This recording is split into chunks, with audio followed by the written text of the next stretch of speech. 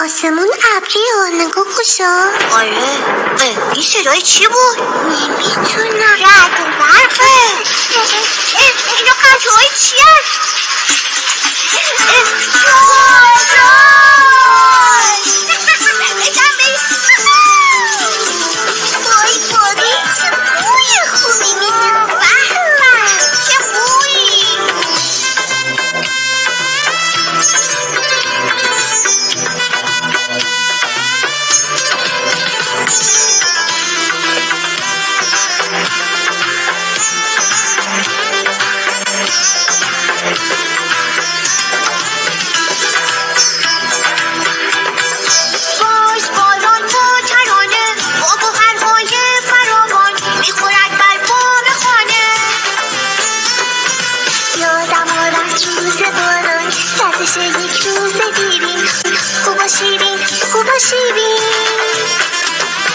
توی جنگل‌های گیلان کودکی 10 ساله بودم، شاد و خورم نرم و نازک چست و چابک با دو پای کودکانه می‌دویدم همچو او می‌پریدم سر جون.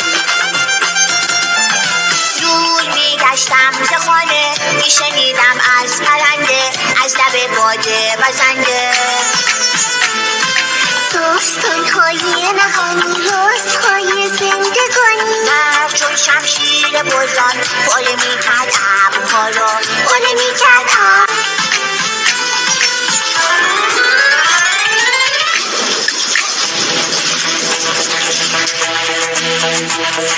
تندر دیوانه قرآن پشت میزد ابرها را، جنگل از باد گریزان چرخها میزد چه دریا، جانه‌های گرد باران میگشتند هر جا سبز در زیر درختان. رفته رفته گشت دریا، رفته رفته گشت دریا، روی این دریای جوشان جنگل بارونه پیدا، جنگل بارونه پیدا. بسکوها را بود باران، چه زیبا بود باران، میشنیدم اندر این گوهر فشانی رازهای جاودانی پندهای آسمانی. چشم از من کودک من عشق چشم من به فردا، زندگانی خاطره خواه روشن هست زیبا هست زیبا هست زیبا. فراوان میخورد بر بام خانه، یادم آرد روز باران گردش یک روز دیرین خوب و شیرین خوب و شیرین. توی جنگل‌های گیلان کودکی 10 ساله بودم، شاد و خورم نرم و نازک چست و چابک با دو پای کودکانه می‌دویدم همچو او می‌پریدم سر جون. دور می‌گشتم ز خانه می‌شنیدم از پرنده از لب باده وزنده داستان‌های نهانی رازهای زندگانی. برف چون شمشیر بزرگ پاره می‌کرد ابرها را پاره می‌کرد.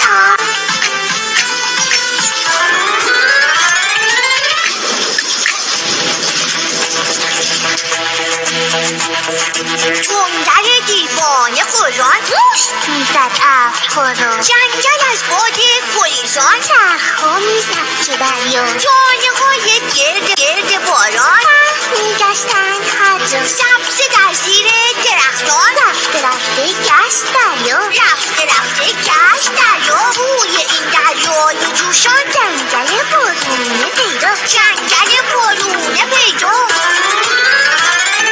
بسکوها را بود باران، چه زیبا بود باران، میشنیدم اندر این گوهر فشانی رازهای جاودانی پندهای آسمانی.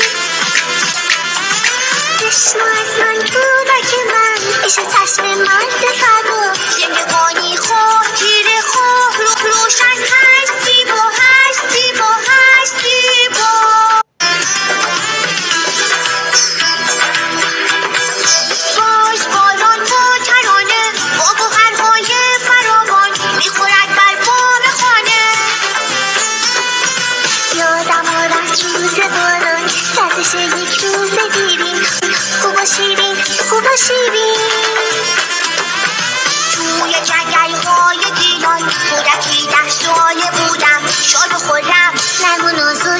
پاشو بود با دو پای کودکانه میدویدم همچو بود میپریدم سر جو دور میگشتم ز خانه میشنیدم از پرنده از لب باده وزنده